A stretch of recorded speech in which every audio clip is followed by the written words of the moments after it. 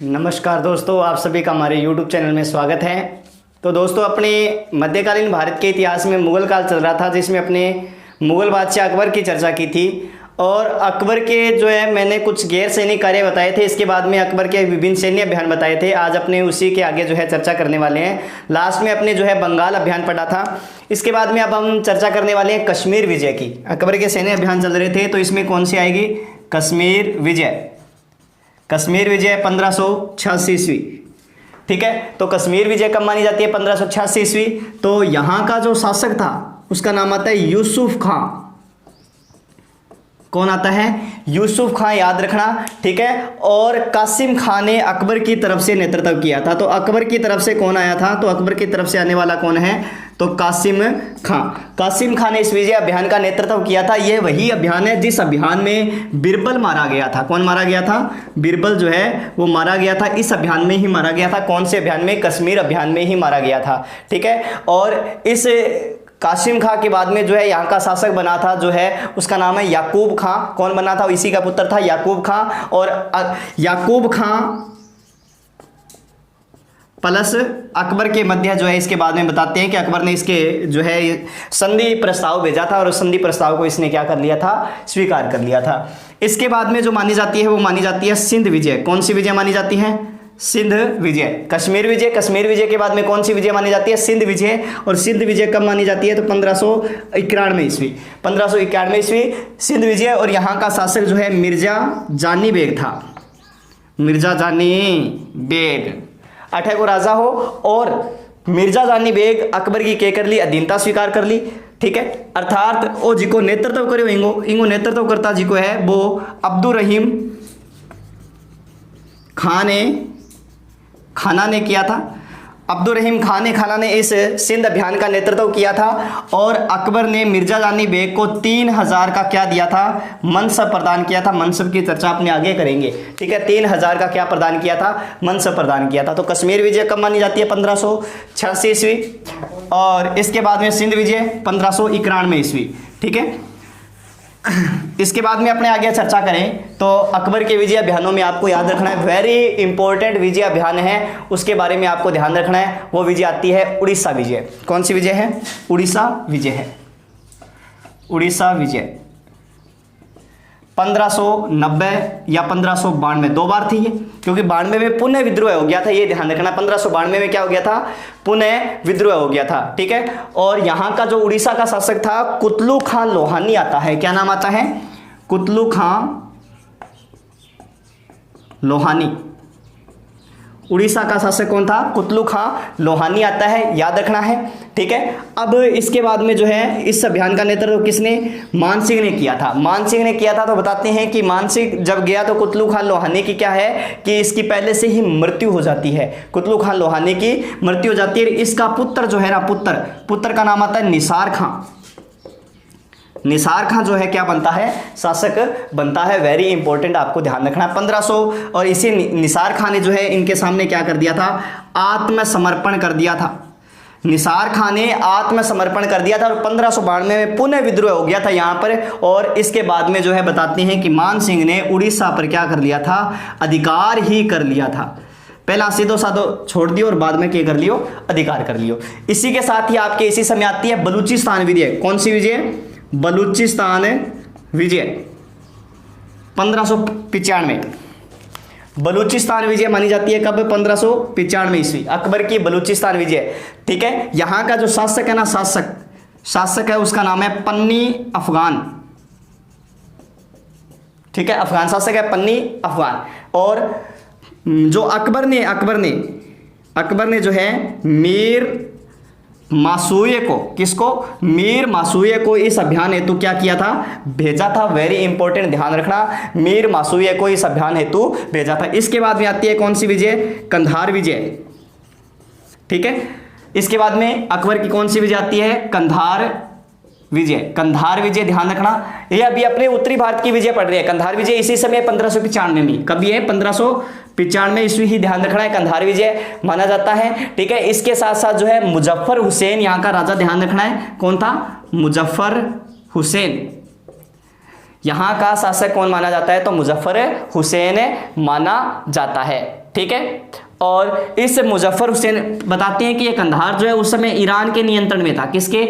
Iran की तरफ से मुजफ्फर हुसैन जो है यहाँ का क्या था? गवर्नर था। ईरान की तरफ से यहाँ का क्या माना जाता है? गवर्नर माना जाता है। और मुगल सूबेदार, नाम आता है शाह बेग, मुगल सूबेदार शाह बेग को मुजफ्फर हुसैन ने स्वेच्छा से ये किला क्या कर दिया था? सौंप दिया था। स्वेच्छा से किला सौंप दिया था। वेरी इंपॉर्टेंट, इतनी बातें आपको ध्यान रखनी है। कश्मीर विजय बताई मैंने, इसके साथ साथ सिंध विजय है, उड़ीसा विजय के बाद में बलूचिस्तान विजय है, फिर मैंने लास्ट में आपको बताया है कौन सी विजय मानी जाती है? तो कंधार विजय मानी। इसके बाद में अपने अकबर की जो है दक्षिण अभियान पढ़ेंगे। कौन से? दक्षिण अभियान। तो हेडिंग डाल लीजिए आगे, अकबर की दक्षिण भारत अभियान। अकबर का दक्षिण भारत अभियान। पहला अभियान जो है वो अहमदनगर अभियान है 1593 ईस्वी। ठीक है, पहला अभियान जो है दक्षिण भारत में पहला अभियान है अहमदनगर अभियान 1593 ईस्वी। पहला अभियान अहमदनगर अभियान 1593 ईस्वी। इसका नेतृत्व किसने किया था? याद रखना है। तो खाना ने, अब्दुल रहीम खाना ने किया था। ठीक है, और एक मुगल शहजादा, उसका भी ध्यान आपको नाम याद रखना है, शहजादा मुराद। ठीक है, शहजादा मुराद। कौन है? अहमदनगर अभियान 1593 ईस्वी। अकबर का दक्षिण अभियान पहला है, नेतृत्व खाना शहजादा मुराद, इन दोनों ने इसका क्या किया था? नेतृत्व किया था। इसके बाद में आता है खानदेश अभियान।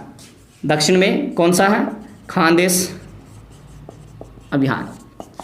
खानदेश अभियान याद रखना है। इसकी दो राजधानियां थी, एक तो असीरगढ़ आती है, एक बुरहानपुर आती है। ठीक है, और यहाँ का राजा जो है अली खान था। शासक कौन था? शासक का नाम आता है, तो शासक आता है अली खान। खानदेश का शासक कौन है? अली खान। इस अली खान ने जो है अधीनता स्वीकार कर ली थी। क्या कर ली थी? अधीनता स्वीकार कर ली थी। अकबर की अधीनता स्वीकार कर ली थी। और इसका पुत्र जो है मीरन बहादुर।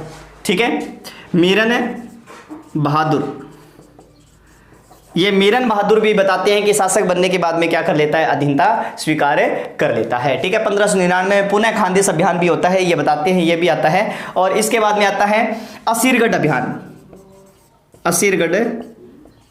अभियान। ये अकबर के जीवन का अंतिम सैन्य अभियान माना जाता है। ठीक है, असीरगढ़ अभियान, घेराबंदी हुई थी, ये लगभग कब हुई थी? 1601 ईस्वी के आसपास घेराबंदी हुई थी असीरगढ़ में। ठीक है, अब बताते हैं कि इस असीरगढ़ विजय के उपलक्ष्य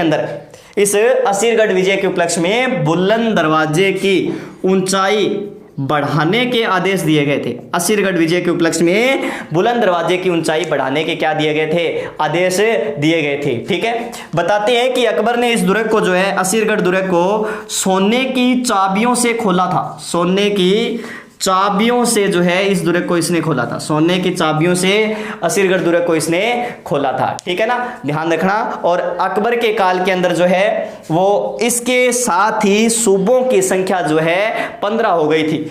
ठीक है, इन विजयों के साथ ही अकबर के काल में सूबों की संख्या 15 होगी। सूबे मतलब प्रांत। उस समय अपने मुगल प्रशासन में चर्चा करेंगे भी कितने सूबे, किसके समय, किस शासक के समय कितने सूबे थे। तो उत्तरी भारत में इस समय 12 सूबे हो गए थे, और दक्षिण भारत में कितने सूबे थे?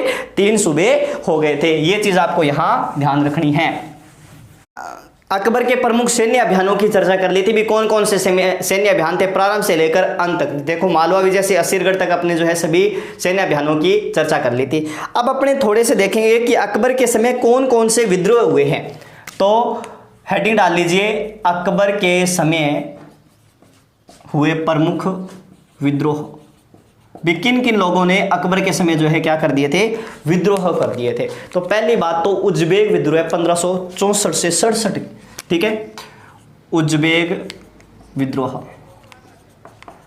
1564 और 1567 में उज्बेकों के द्वारा क्या किया गया था? विद्रोह किया गया था। ठीक है ना। इसके बाद में आता है बंगाल बिहार विद्रोह 1580-81। बंगाल बिहार विद्रोह, यहाँ के लोगों ने विद्रोह कर दिया था 1580 और 1581। मुख्य बात सलीम का विद्रोह है, पुत्र सलीम का क्या माना जाता है, विद्रोह। सलीम के द्वारा भी क्या कर दिया गया था, विद्रोह कर दिया गया था। अकबर के पुत्र सलीम के द्वारा विद्रोह कर दिया गया था। कब से कब तक, तो 1599 में इसने प्रथम बार विद्रोह किया था और 1604 ईस्वी के आसपास जो है ये अपने पिता से एक तरह से विद्रोह करता ही रहा था। प्रथम विद्रोह 1599 में, और इलाहाबाद के अंदर जो है इसने बताते हैं कि अपने आप को क्या घोषित कर लिया था, बादशाह घोषित कर लिया था। ठीक है, इलाहाबाद में 1599 का पहला विद्रोह है और इलाहाबाद में स्वयं को क्या घोषित कर लिया इसने, बादशाह घोषित किया था इसने, स्वयं को बादशाह घोषित किया था। 1602 में बताते हैं कि अकबर ने जहांगीर को समझाने हेतु अबुल फजल को भेजा था। कब, 1602। शाणो बन गए गयो कुण अबुल फजल अर्किन समझाने जहांगीर ने। तो जहांगीर ने समझान गयो कुण अबुल फजल, तो बतावे है क्या, अबुल फजल की जहांगीर ने क्या करवा दी थी, हत्या करवा दी थी। वीर सिंह बुंदेला था, बताती हैं कि वीर सिंह बुंदेला, इस वीर सिंह बुंदेला ने जो है इसकी क्या कर दी, जहांगीर के कहने पर वीर सिंह बुंदेला ने अबुल फजल की क्या कर दी थी, हत्या कर दी थी। ये ध्यान रखना, ठीक है। और 1602 में इसका दूसरा विद्रोह माना जाता है। 1602 ईस्वी में इसका क्या माना जाता है, द्वितीय विद्रोह माना जाता है। किसका माना जाता है, जहांगीर के द्वारा। और 1604 के जो है लास्ट के अंदर या 5वें प्रारंभ में बात करें तो अकबर ने अपने पुत्र, जिसको वो प्यार से शेखो बाबा कहता था, उसको इसने क्या कर दिया था, क्षमा कर दिया था। तो ये प्रमुख विद्रोह है जिसमें आपके लिए इंपॉर्टेंट जो विद्रोह है पूछा जा सकता है कि सलीम का विद्रोह है। और इसी समय जो है सलीम के द्वारा क्या करवा दी गई थी, हत्या करवा दी गई थी। किसकी हत्या करवा दी गई थी, तो अबुल फजल की हत्या करवा दी गई थी। ठीक है, अब इसके बाद में अगर हम चर्चा करें तो अकबर के सैन्य अभियान कंप्लीट, अकबर की मृत्यु, फिर अपने अकबर की धार्मिक नीतियां वगैरह, इसके बारे में चर्चा करेंगे। तो इसके साथ ही अपने जो है अब चर्चा करने वाले हैं अकबर की मृत्यु, वेरी इंपॉर्टेंट। वो तो है ही, क्योंकि इतने अच्छे अच्छे कार्य किए हैं, बहुत ज़्यादा अच्छे किए। सैन्य अभियान सबसे ज़्यादा देखो कितने सैन्य अभियान थे इसके, तो 25 अक्टूबर 1605 ईस्वी को अकबर की क्या मानी जाती है, क्या हो गई थी, मृत्यु हो गई थी। अतिसार वगैरह या पेचिस इसके रोग हो गया था। ठीक है, और आगरा से 5 मील की दूरी पर सिकंदरा में इसको क्या कर दिया गया, दफना दिया गया। देखो एक तरह से लगभग भारत की भूमि पर अधिकार कर लिया था, लेकिन बेचारे। तो इसके बाद में आता है अकबर के दरबारी नवरत्न।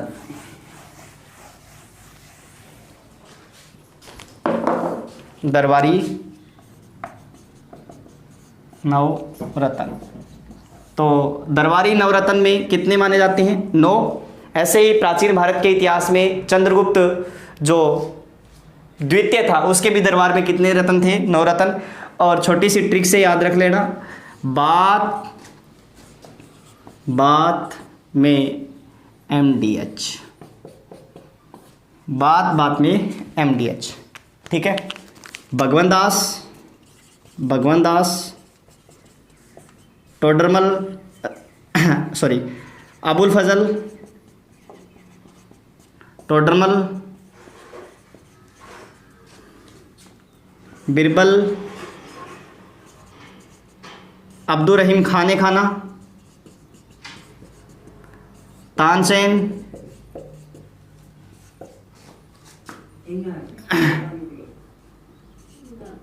मान सिंह, दो प्याजा, मतलब मुल्ला दो प्याजा पूरा नाम है, हकीम हुकाम। और कुछ लोग जो है फैजी को जो है इसका दरबारी कवि जो है दरबारी नवरत्न मानते हैं, फैजी को, जो इसका राजकीय कवि था। ठीक है ना, भगवान दास, अबुल फजल, टोडरमल, बिरबल, अब्दुल रहीम खाना, तानसेन, मान सिंह, दो प्याजा, मुल्ला दो प्याजा हो गया, और हकीम हुकाम। क्या है, बात में MDH, दरबारी नवरत्न याद रखना है। ठीक है, अब अपने एक एक की चर्चा करते हैं। सबसे पहले वेरी इंपॉर्टेंट जिसकी हम चर्चा करने वाले हैं उसका नाम क्या है, तानसेन।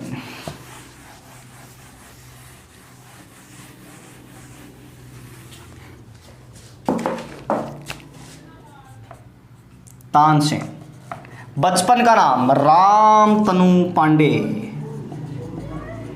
क्या नाम था इसका? रामतनु पांडे, तानसेन। ठीक है, ध्यान रखना, रामतनु पांडे। ये पहले जो है रीवा के शासक, तानसेन जो है पहले रीवा के शासक जो है रामचंद्र के दरबार में थे, रामचंद्र के दरबार में थे। तानसेन को अकबर ने उपाधि दी थी, किसकी? तानसेन को अकबर ने उपाधि दी थी सरस्वती कंठाभरण वाणी विलास। सरस्वती कंठाभरण वाणी विलास, ये जो है तानसेन को उपाधि दी गई है। किसके द्वारा उपाधि दी गई है? अकबर के द्वारा। ठीक है ना, तानसेन। दूसरे अपने चर्चा करेंगे बिरबल। बिरबल अर्थात बचपन का नाम क्या था? महेश दास। बिरबल अर्थात महेश दास कालपी में इनका जो है जन्म माना जाता है। अकबर के द्वारा इसको उपाधि दी गई थी, कौन सी? राजा की उपाधि दी गई थी। राजा बिरबल कहा जाता ना, राजा की उपाधि। एकमात्र हिंदू था जिसने दीन ए इलाही, आगे चर्चा करेंगे अपने, दीन ए इलाही धर्म को इसने क्या कर लिया था? स्वीकार कर लिया था। ठीक है, और इसके बाद में अपने चर्चा करेंगे अबुल फजल की। किसकी? अबुल फजल। बड़ा शानदार व्यक्ति था अबुल फजल, अबुल फजल। ठीक है, शेख मुबारक का पुत्र था ये। शेख मुबारक नागौर से थे ना, शेख मुबारक, शेख मुबारक का पुत्र था ये। शेख मुबारक का जो है पुत्र माना जाता है। शाही इतिहासकार था ये। ठीक है, शाही इतिहासकार, मतलब इसने एक ग्रंथ लिखा था जिसका नाम क्या था? अकबरनामा। और अकबरनामा का ही तीसरा भाग, कौन सा भाग है? तीसरा भाग क्या कहलाता है? आइन ए अकबरी। इसकी रचना किसने की थी? अबुल फजल ने की थी। आइन ए अकबरी की रचना किसने की थी? अबुल फजल ने। ठीक है, और अबुल फजल दीन ए इलाही का मुख्य पुरोहित था, प्रधान पुरोहित जिसको बोलते हैं, प्रधान पुरोहित। तो दीन ए इलाही का अगर प्रधान पुरोहित की चर्चा करें तो कौन है? अबुल फजल है। इसके बाद में टोडरमल देख लो। टोडरमल वित्त मंत्री है, या भू राजस्व व्यवस्था जो लागू की थी सर्वप्रथम गुजरात में लागू की गई थी, वो किसके द्वारा? टोडरमल के द्वारा। किसके दरबार में थे? पहले शेरशाह सूरी के दरबार में थे और बाद में किसके दरबार में आ गए थे ये? तो अकबर के दरबार में थे। मान सिंह है, भगवंत दास है, और अब्दुल रहीम खान ए खाना है जो कि बैरम खान के पुत्र थे। ठीक है, और जहांगीर के गुरु माने जाते हैं जिनको खान ए खाना की उपाधि दी गई थी। हकीम हुकाम है, मुला दो प्याजा है, और फैजी है। अगर कोई मानते हैं भगवंत दास की जगह फैजी को मानते हैं। ठीक है, तो ये भी थोड़ा सा ध्यान रखना, जो कि अकबर के दरबार में राज कवि के पद पर चर्चा करेंगे। धार्मिक नीति, किसकी चर्चा करने वाले? धार्मिक नीति की चर्चा करने वाले हैं। ठीक है, धार्मिक नीति।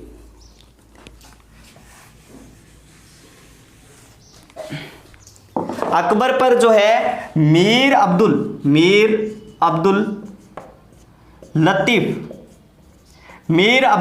लतीफ के धार्मिक विचारों का प्रभाव पड़ा था।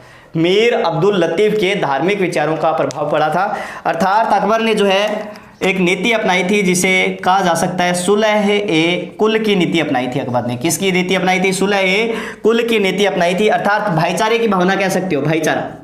ठीक है, सुलह ए कुल की नीति अपनाई थी। और इसने सर्वप्रथम जो है इबादत खाने की स्थापना की थी। किसकी? इबादत खाने की क्या की थी? इसने स्थापना की थी। अकबर ने इबादत खाने की स्थापना की थी, तो ये ध्यान रखना आपको। ठीक है, इबादत खाने की स्थापना की थी। और इस इबादत खाने में जो है प्रत्येक गुरुवार को धार्मिक मामलों पर क्या होता था? विचार विमर्श होता था। कब होता था? गुरुवार के दिन। इस इबादत खाने में गुरुवार के दिन जो है धार्मिक मामलों पर विचार विमर्श होता था। कब की थी? मैंने आपको बता ही दिया था, 1575 ईस्वी में की गई थी। ठीक है, और कब होता था? तो गुरुवार के दिन धार्मिक मामलों पर विचार। 1578 ईस्वी में इसमें जो है सभी धर्मों के प्रवेश की क्या दी गई थी? अनुमति दे दी गई थी। अकबर सुन्नी को मानता था। शिया और सुन्नी जो दो इस्लाम धर्म की शाखाएं हैं उसमें सुन्नी को मानता था अकबर, ध्यान रखना। ठीक है, और अब जो है याद रखना है भी कौन कौन से हिंदू जो विभिन्न आचार्य जो है यहाँ पर आए थे। इसमें भाग लेने वाले जो आचार्य थे, किसमें? इबादत खाने में। इबादत खाने में जो भाग लेने वाले जो आचार्य थे वो आचार्य कौन कौन थे? तो इसका भी प्रश्न आपके सुमेलित करने का पूछा जा सकता है। जैसे हिंदू आचार्य कौन था? हिंदू आचार्य, हिंदू तो हिंदू में नाम आ सकता है पुरुषोत्तम और देवी। कौन कौन थे? पुरुषोत्तम और देवी, ठीक है, देवी, पुरुषोत्तम और देवी। और ईसाई में रुडोल्फ एकाविवा और मोंसेरात। ईसाई में कौन है? रुडोल्फ एकाविवा और मोंसेरात, ये भी आपको याद रखना है। तो हिंदू में कौन हो गया? पुरुषोत्तम और देवी। और ईसाई में कौन हो गया? रुडोल्फ एकाविवा और मोंसेरात हो गया। इसे पारसी है, दस्तूरजी है, मेहरजी राणा है। पारसी अगर बात करें, दस्तूरजी, मेहरजी राणा, तो ये भी आपको याद रखने हैं, ठीक है। इसमें अगर कुछ एक दो जैन के भी याद रखने हैं, जैसे हरि सूर्य है, जैन चंद्र सूर्य है, जैन हरि सूरी, जैन चंद्र सूरी, ये सारे के सारे क्या हैं कि इसमें भाग लेने वाले क्या हैं? प्रमुख आचार्य हैं। तो ये भी आपको ध्यान रखना है। इसके साथ साथ अकबर ने जो है महजरनामा की क्या की थी? घोषणा की थी। उसके बारे में मैं आपको बता चुका हूं। महजरनामा की घोषणा 1579, धार्मिक नीति में आएगा महजरनामा।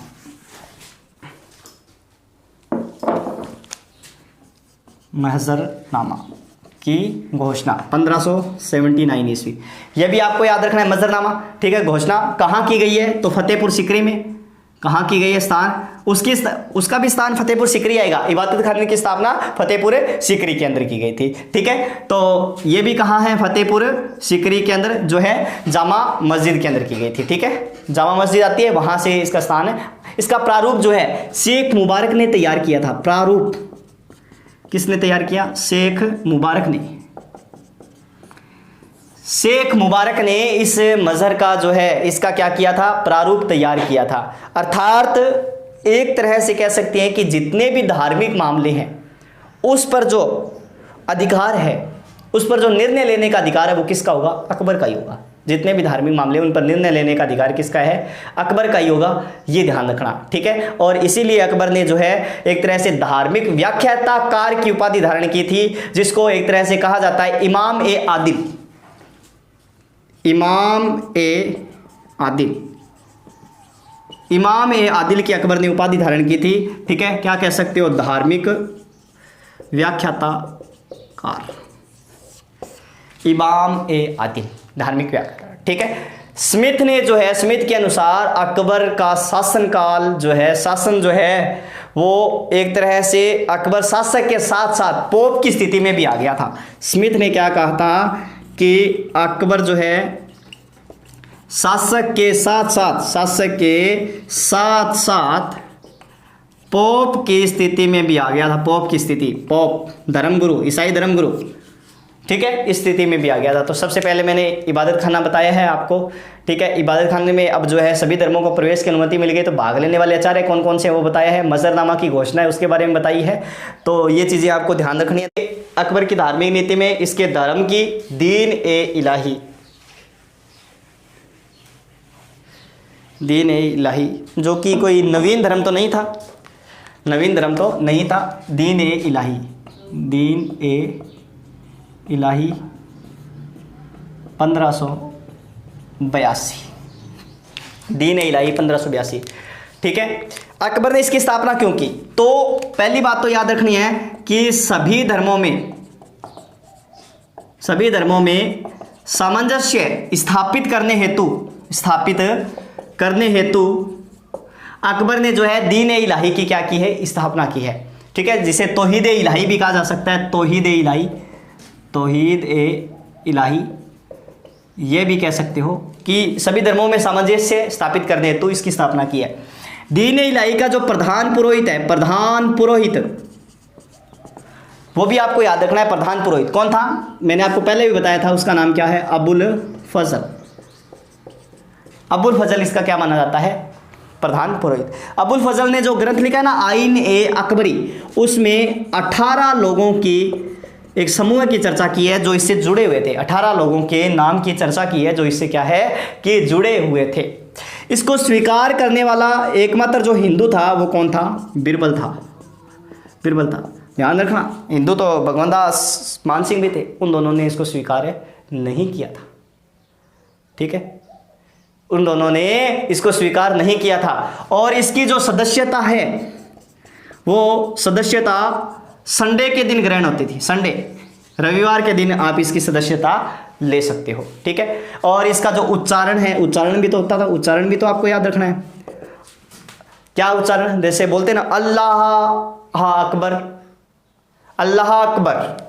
ठीक है, जल्ले जलालहू, जल्ले जलालहू, अल्लाह अकबर जल्ले जलालहू। लिख दूंगा इसको, चलो लिख देता हूं, अल्लाह अकबर जल्ले जलालहू। ये इसके उच्चारण होते थे जो इसके मतलब धर्म को अपना, अर्थात अल्लाह महान है। ठीक है, अल्लाह महान है। अल्लाह क्या है? अल्लाह महान है। तो ये चीज आपको ध्यान रखना। सबसे पहले मैंने आपको बताया दीन इलाही 1582 सभी धर्मों में सामंजस्य स्थापित करने तो इसकी स्थापना प्रधान पुरोहित अबुल फजल 18 लोगों की चर्चा की है इसने आईन अकबरी में जो इससे जुड़े हुए थे। हिंदू, एकमात्र हिंदू जो इसको स्वीकार करता है कौन है? बिरबल है। ठीक है, इसके अलावा जो है सदस्यता किसने कब? संडे के दिन। और अल्लाह जो है इसका उच्चारण वाक्य जो है वो अल्लाह अकबर या जल्ले जलालहू जो है इसका उच्चारण वाक्य होता था। ठीक है, अल्लाह जो है अल्लाह अकबर, अल्लाह महान है, जल्ले जलालहू अर्थात उसके यश में वृद्धि हो, उसके यश में क्या हो? वृद्धि हो। ठीक है, और जो दीन इलाही को अपनाता उस व्यक्ति को 4 चरणों को पूरा करना होता था। जो दीन इलाही को अपनाता था उसको जो है 4 चरणों को क्या है? पूरा करना होता था। 4 चरण, 4 चरणों से होकर मतलब गुजरना होता था, अर्थात 4 चीज़ें जो है वो अकबर को सौंपनी पड़ती, जिसे चहारगाना ए इल्खास कहा जाता था। चहारगाना ए इल्खास, 4 चीज़ें जो है वो चहारगाना ए इल्खास कहा जाता था। 4 चीज़ें अकबर को समर्पित करनी होती थी, जिसमें जमीन, संपत्ति, सम्मान और धर्म। ठीक है, जमीन, संपत्ति, सम्मान और धर्म। ठीक है, अब जरूरी नहीं भी चारों ही समर्पित करो, कोई 2 भी कर सकता है, 3 भी कर सकता है, उसी आधार पर जो है एक तरह से उनकी रैंक बन जाती थी उसके अंदर। ठीक है, और स्मिथ ने दीन ए इलाही को अकबर की मूर्खता बताया है। वेरी इंपॉर्टेंट, स्मिथ ने दीन ए इलाही को अकबर की मूर्खता बताया है। दीन इलाही धर्म को अकबर की मूर्खता बताया या मूर्खता का प्रतीक बताया है। और एक चीज़ और ध्यान रखना, 1583 ईस्वी में अकबर के द्वारा ही किसकी? इलाही संवत की क्या की गई थी? स्थापना की गई थी। ठीक है, तो आज के लिए इतना ही, अपने बाकी चर्चा करेंगे कल। आज इनकी धार्मिक नीति ही पढ़ी है। तो धन्यवाद दोस्तों, आज के लिए इतना ही।